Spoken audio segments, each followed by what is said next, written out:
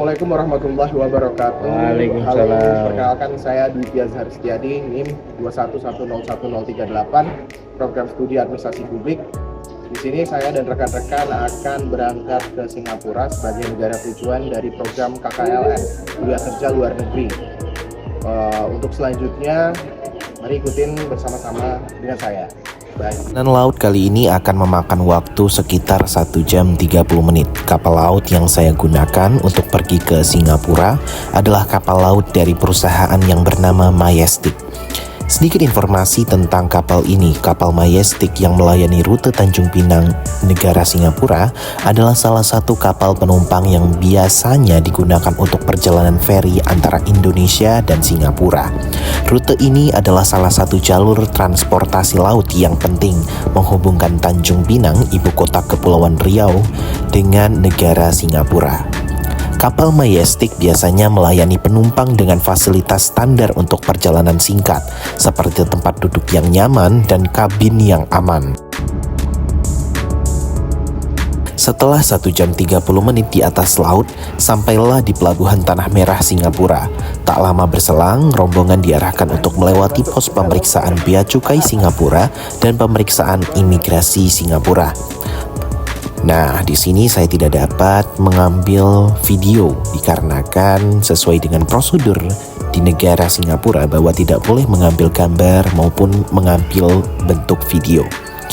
Perlu diketahui bersama bahwa ada beberapa barang yang dilarang untuk dibawa ke negara Singapura. Adapun barang-barangnya yaitu obat terlarang dan narkotika, produk tembakau, penyuapan atau barang terkait perjudian, petasan atau kembang api, materi pornografi, chewing gum atau permen karet, kemudian ada laser pointer, kemudian barang replika senjata, hewan atau produk hewan tertentu, produk-produk palsu dan bajakan, dan barang terlarang lainnya.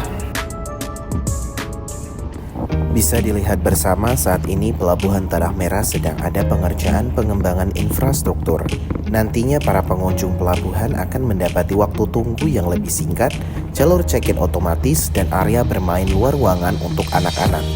Penumpang di Terminal Feri Tanah Merah akan menikmati semua ini setelah direnovasi dengan biaya 20 juta Singapura dolar tahun ini. Peningkatan ini juga akan meningkatkan kapasitas terminal hingga 20%. Sumber ini didapatkan dari berita CNA yang dirilis tanggal 2 Februari 2024. Selanjutnya perjalanan akan dilanjutkan menuju Jewel Changi Airport. Di dalam ruangan yang tertinggi di dunia adalah di tempat ini, teman-teman ya. Jadi teman yang lain sama dosen Anda langsung ke KBRI, kita berpisah buat sementara. Ya, saya akan bawa dan temani Anda untuk ke Jewel Airport ya. Kita barusan menyandar ini di Tanah Merah ya, Pelabuhan Tanah Merah. Ada 2 pelabuhan yang datang. Setelah 30 menit perjalanan dari Pelabuhan Tanah Merah Singapura, sampailah kita di Bandara Changi Singapura. Yang berkunjung ke Singapura, sementara kita bisa handle 85 juta ya, dengan adanya Terminal 5 itu akan menjadi 135 juta. Bandara Changi di Singapura seringkali dinobatkan sebagai salah satu bandara terbaik di dunia dan memiliki sejumlah fitur menarik yang membuatnya sangat unik. Salah satu fakta menarik adalah Bandara Changi memiliki air terjun buatan cantik yang bernama Jewel Changi Airport. Teman-teman, ya kita akan masuk, saya akan tunjukin mungkin WC yang terdekat, ya kita berkumpul dulu.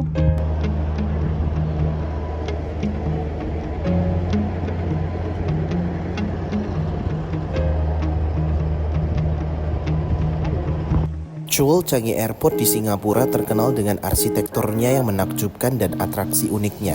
Salah satu fitur paling terkenal di sana adalah HSBC Rain Vortex, air terjun dalam ruangan tertinggi di dunia. Dengan ketinggian 40 meter, Rain Vortex ini mengalir melalui atap kaca raksasa, menciptakan pemandangan yang memukau, terutama saat diterangi dengan pertunjukan cahaya di malam hari. Fakta menarik lainnya, Jewel Changi Airport memiliki hutan dalam ruangan yang luas bernama Shiseido Forest Valley yang membentang 4 lantai dan mencakup jalur jalan kaki, lebih dari 2.000 pohon dan 100.000 semak dari Ini seluruh adalah dunia. salah satu fasilitas infrastruktur pariwisata yang menjadi daya tarik wisatawan mancanegara maupun domestik di negara Singapura. Salah satunya adalah namanya Jewo. Itu yang tadi saya dengar. Oke, selanjutnya kita akan berkunjung ke Masjid Sultan. Ikuti keseruannya live. Orang banyak tidak tahu, kita punya program yang namanya EIP, Ethnic Integration Policy. Setiap kawasan perumahan seperti Anda lihat tadi, ya, dan setiap bloknya itu, maka itu teman-teman, mohon kerjasama Anda masih berlaku, saya tidak merugikan, tidak ada apa-apa ya, sudah banyak tempat buat Anda, dan apalagi yang buat Anda yang bersama hari. Ini landscape-nya akan berubah dari gedung.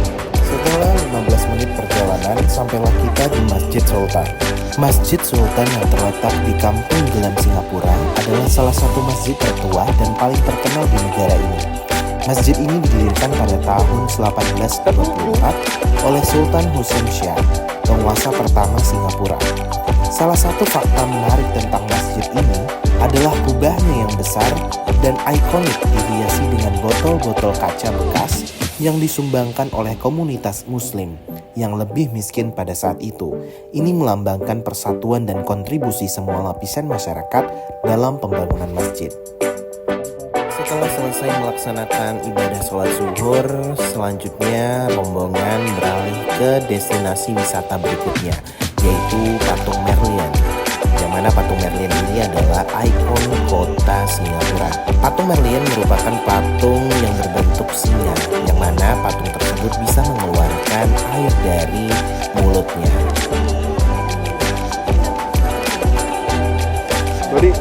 Dari anjay.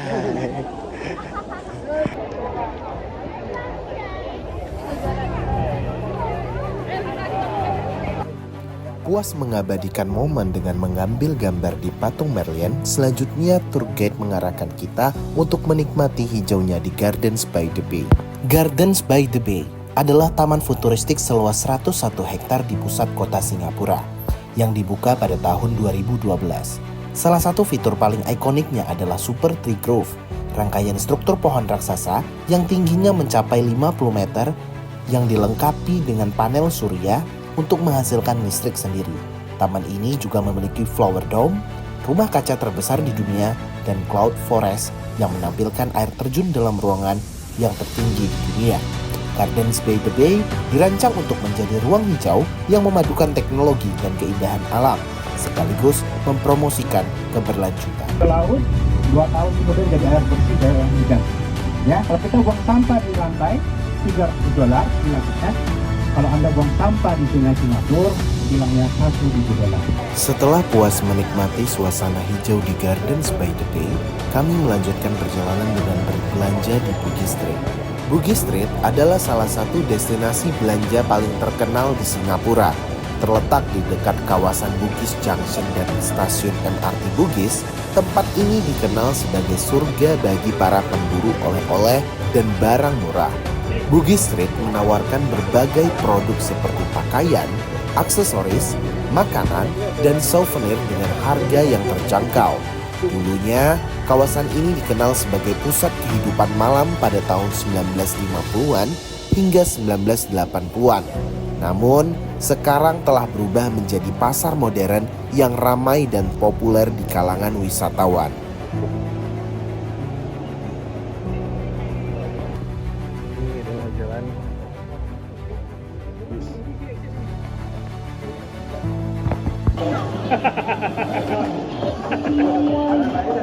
Halo. Hai, Mak, sumpah ini bagus banget hasilnya.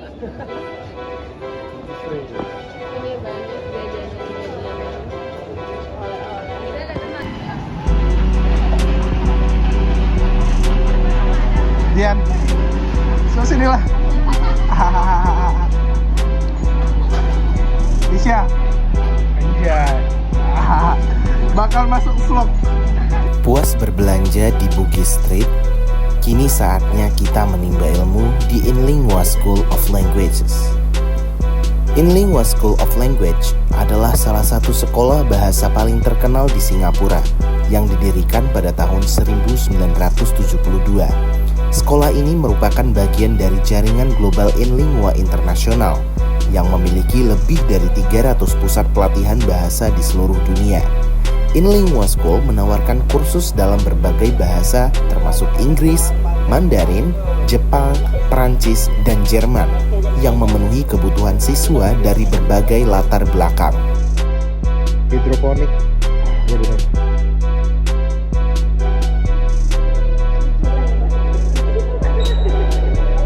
Syngas, hidroponik, plant.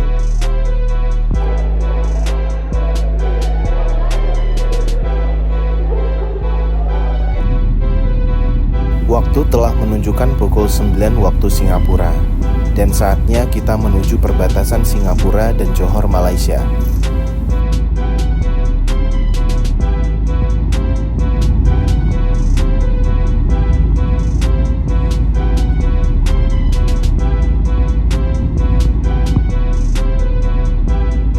Usai melewati pos pemeriksaan, perjalanan dilanjutkan dengan menuju ke negeri Pahang.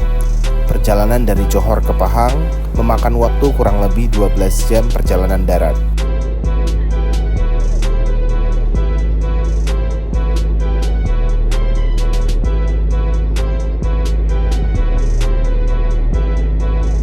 Lelah keliling Singapura, kini saatnya kita dapat beristirahat meskipun di dalam bus.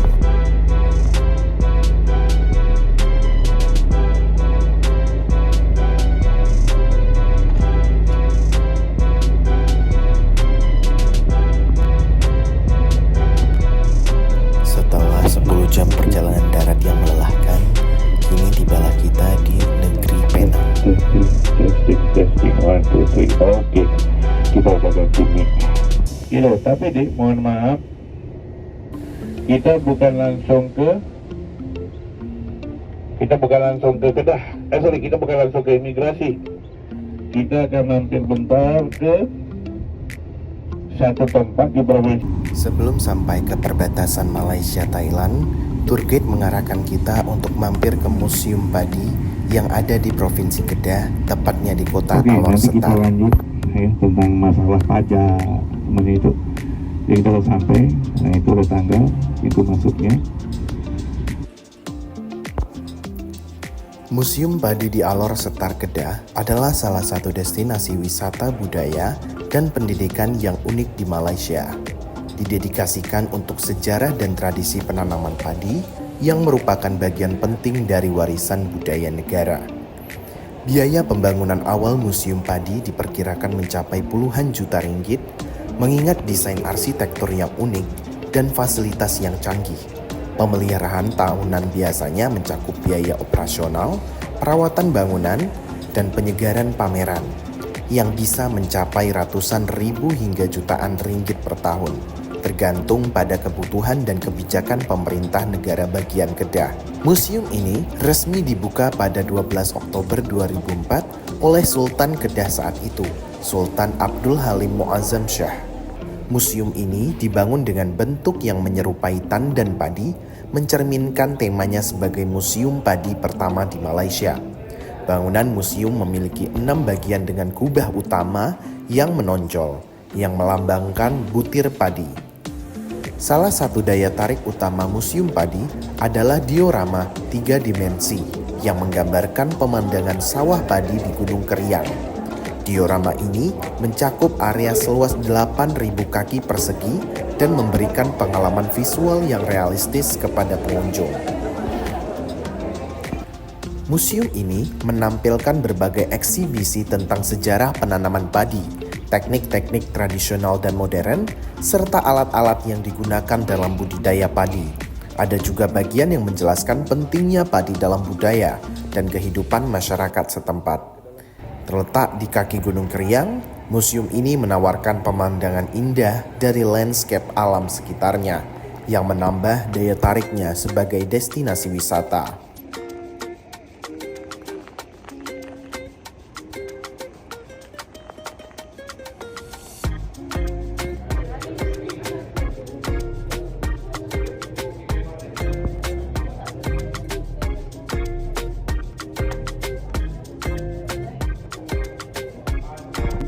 Selesai menggali ilmu di Museum Padi, perjalanan selanjutnya dilanjutkan ke perbatasan antara Malaysia dan Thailand.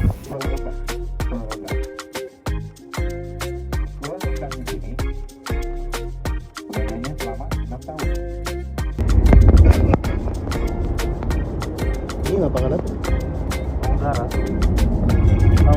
Jadi kalau contoh gaji pasukan kita itu 3.000 sebulan, artinya gaji pasukan kita akan diambil oleh bank, satu bank namanya Bank KWSP, Bank Kumpulan Simpanan Uang Pekerja. Kita uang nggak spelling dengan U, kita spellingnya dengan W. Sebelum sampai ke pos pemeriksaan antara negara Malaysia dan Thailand, kami mampir di rest area untuk menikmati santap siang. Dan ada juga yang ingin menukarkan uang rupiahnya ke dalam bentuk ringgit maupun bentuk bat. Nasi ayam kunyit. Nasi ayam kunyit. Enak gimana rasanya? Mantap rasanya. Apa?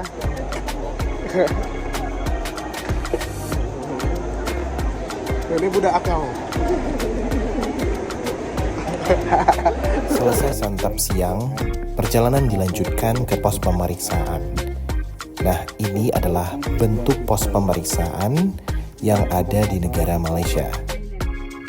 Tak berselang lama, perjalanan dilanjutkan dengan dipandu oleh seorang tour guide yang berasal dari negara Thailand. Beliau juga menyampaikan informasi terkait negara Thailand dan tempat tinggalnya di Provinsi Pattani. Selama dalam perjalanan menuju kota Hat Yai, beliau memberikan informasi dan juga mengajarkan kami tentang bahasa Thailand. Bahasa Thai, daiไม่ได้dai itu apa dai? Bahasa Inggris apa dai? Meninggal ya, bahaya. Oh dai mati. Jadi kalau bahasa Thai dai, tekan suara sikit dai. Dai bahasa Thai itu boleh atau bisa. Boleh atau bisa. Kalau Nopparat Rajthani Buriram Udon Rajaniwet Mahasathan Amon Wiman Awatan Satit Khatasatya Wisnu Kamprasik. Setelah 1 jam perjalanan dari perbatasan menuju kota Hat Yai, sampailah kami ke hotel tempat kami menginap selama 2 hari ke depan.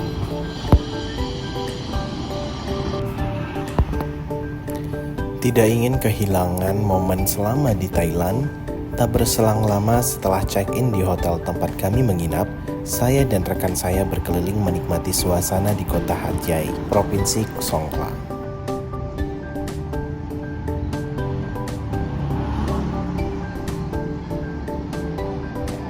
Malam telah tiba, suasana yang saya tunggu untuk menikmati kuliner selama di Thailand. Turn left. Saya dan rekan saya mengunjungi Lee Garden.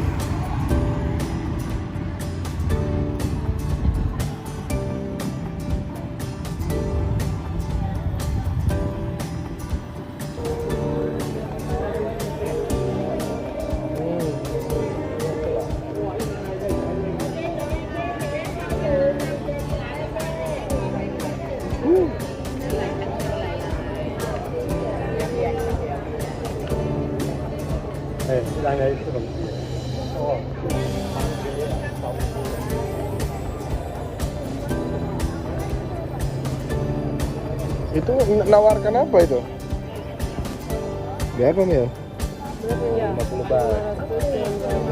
Banyak duitnya.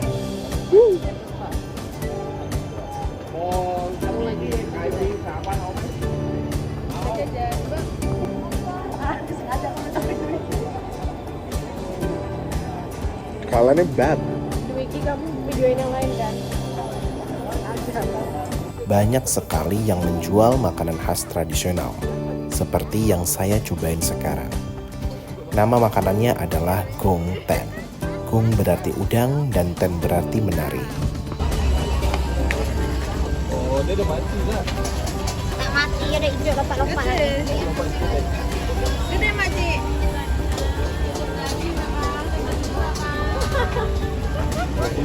Kita bareng-bareng aja. Ada rasa tengok manis. Oke. Sabar, kita nggak ada minum lagi. Ini nanti Minta orang inilah. Bismillahirrahmanirrahim guys, kita makan Udah. udang hidup. Udah lompat cepat cepat weh. Bismillahirrahmanirrahim. Oke, gimana? Review Gil. Manis. Iya, Iya ta. Enak. Mana udangnya ini? Nggak ada udangnya. Bawa lompat. Enak cok. Saksikan ya.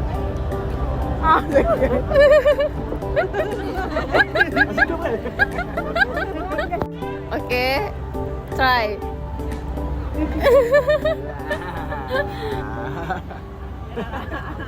Enggak lompat-lompat Ki. Udangnya udah mati ya. Udah mati. Serius lah. Kita cobain durian harga 150 baht yang ada di Hacai. Gimana rasanya?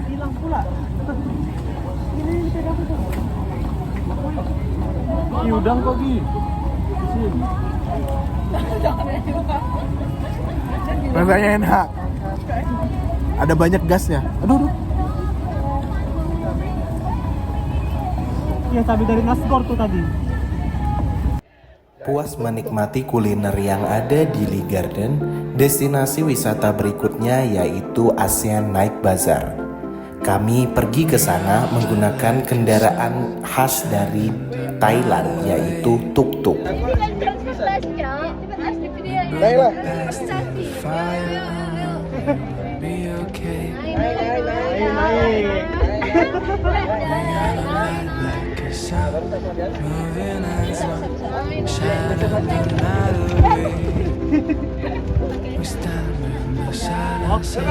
Tengah jalan kalau mau aja jelasin.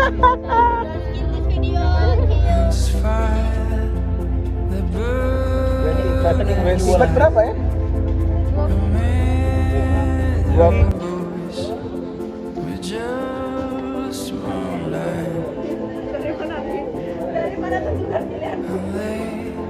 Sama-sama ya, jangan sampai ikutan.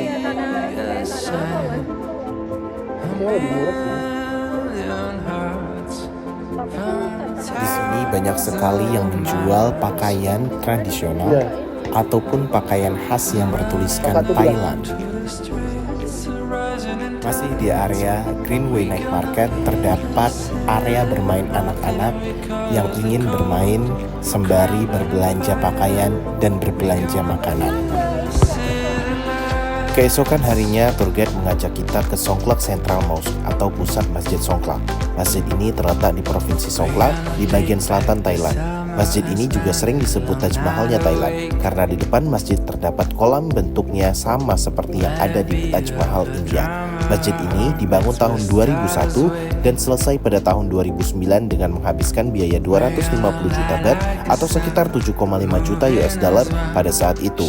Kapasitas jamaah di masjid ini dapat menampung sekitar 4.000 jamaah.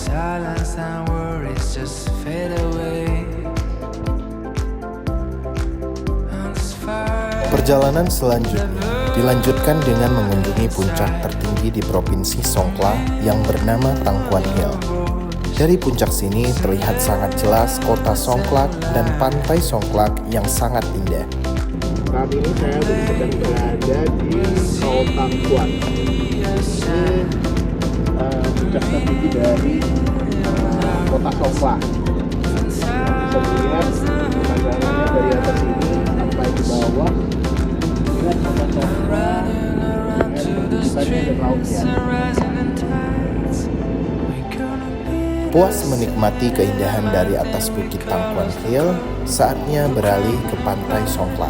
Terdapat banyak sekali penjual makanan yang tertata dan jalan setapak yang menghubungkan antara jalan utama ke pantai terlihat sangat bersih. Di jalan utamanya pun tidak ada terlihat kabel yang berseliweran. Tumbuhan hijau yang sangat asri dan jalanan yang sangat bersih menghiasi sepanjang jalan dari pantai Songkhla ke jalan utama. Puas menikmati pantai, kini saatnya berburu oleh-oleh di salah satu pasar oleh-oleh terbesar di kota Songkhla yang bernama Kai Son.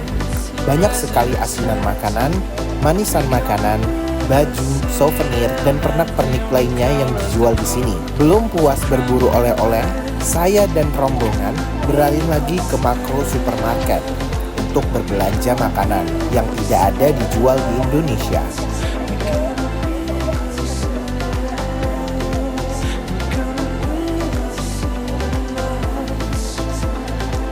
Keesokan harinya, saya beserta rombongan pergi melaksanakan studi tiru di Hat Yai University. Universitas Hat Yai yang terletak di Hat Yai, Thailand Selatan menawarkan berbagai program studi yang mencakup bidang seperti bisnis, pendidikan, ilmu sosial, teknologi informasi, dan bahasa, menjadikannya salah satu institusi pendidikan tinggi yang komprehensif di wilayah tersebut. Didirikan pada tahun 1997, universitas ini telah berkembang pesat dan menjadi pusat pendidikan penting di Thailand Selatan. Menarik minat tidak hanya mahasiswa lokal, tetapi juga dari negara-negara tetangga. Lokasinya yang strategis di kota Hat Yai membuat universitas ini mudah diakses, baik oleh mahasiswa lokal maupun internasional. Dengan transportasi yang nyaman dan fasilitas kota yang mendukung, Universitas Hat Yai menjadi pilihan populer bagi banyak mahasiswa karena reputasinya yang baik dalam memberikan pendidikan berkualitas dan berbagai fasilitas pendukung akademik serta non-akademik yang memadai.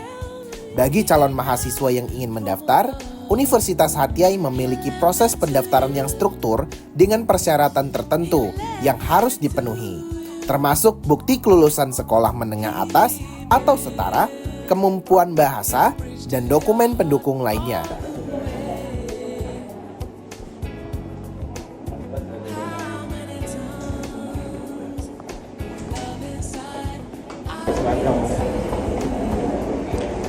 Di Universitas Thailand, setiap mahasiswa wajib menggunakan baju seragam. Ya, contohnya.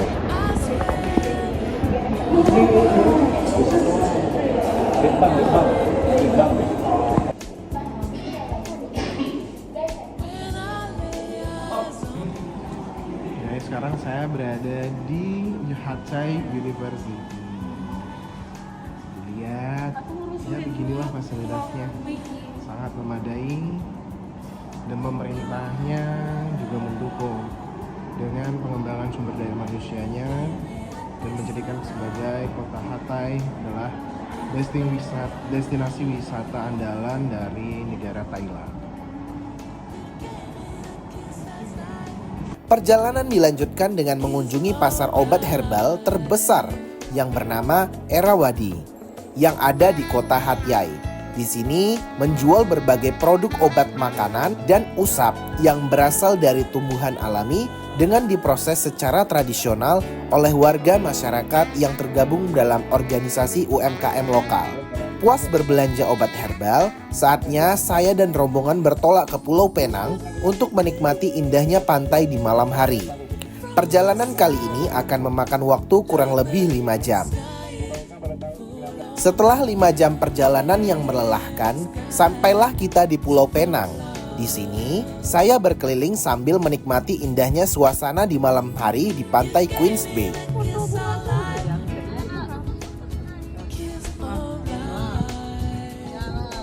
Tadi punya siapa tuh, Nisa ya? Yang HP.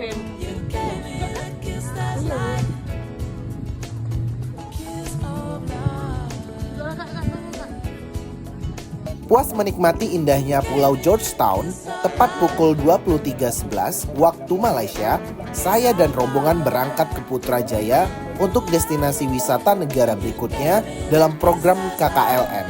Dari Georgetown ke Putrajaya memakan waktu kurang lebih 10 jam perjalanan darat. Sekitar pukul 6 pagi waktu Malaysia, Pak supir memberikan kita kesempatan untuk bersih-bersih di rest area dan menikmati sarapan pagi. Tak berselang lama, sekitar 1 jam perjalanan, sampailah kita di ibu kota Malaysia, yakni Putrajaya. Putrajaya adalah pusat administrasi federal Malaysia yang mulai dibangun pada tahun 1995. Biaya pembangunan Putrajaya diperkirakan mencapai sekitar 8,1 miliar US dollar atau setara dengan 35,5 miliar ringgit Malaysia pada saat proyek tersebut diluncurkan pada tahun 1990-an.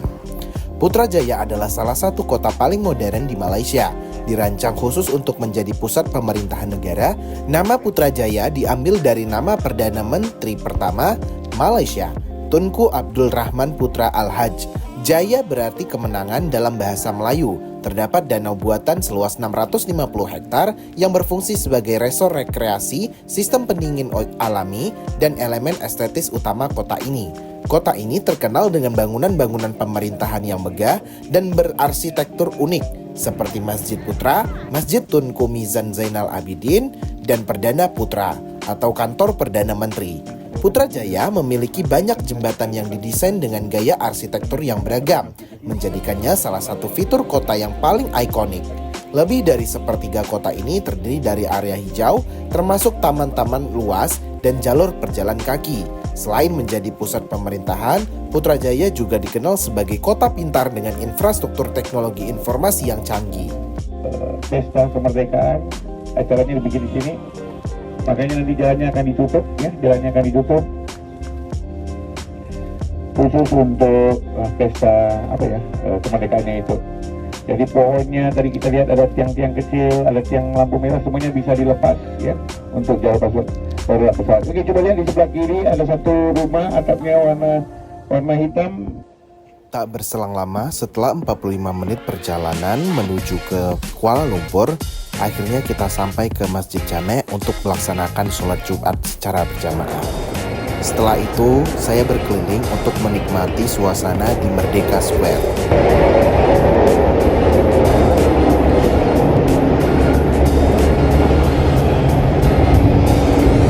Setelah itu, saya melanjutkan perjalanan saya menggunakan MRT menuju ke Menara Petronas Twin Tower. Tak lama kemudian, akhirnya saya sampai di Menara Petronas Twin Tower. Menara Petronas Twin Tower sempat menjadi bangunan tertinggi di dunia dari tahun 1998 sampai akhirnya tahun 2004 diambil alih oleh Menara Taipei. Menara Petronas Twin Tower memiliki 88 lantai. Keesokan harinya, saya dan beserta rekan saya pergi ke Genting Highland untuk menikmati sejuknya suasana pegunungan. Genting Highland yang terletak di ketinggian sekitar 1.800 meter di atas permukaan laut di Pahang, Malaysia, adalah destinasi wisata yang menawarkan kombinasi unik antara pemandangan pegunungan yang menakjubkan dan hiburan modern. Dikenal sebagai kota hiburan, Genting Highland menjadi rumah bagi satu-satunya kasino legal di Malaysia, serta taman hiburan indoor dan outdoor seperti Skytropolis Funland dan Genting Skywalk.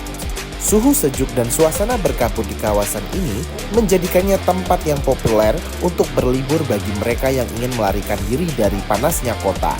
Genting Highlands juga memiliki akses kereta gantung Awana Skyway, salah satu kereta gantung tercepat dan terpanjang di Asia Tenggara, yang menawarkan pemandangan spektakuler dari hutan hujan tropis yang lebat.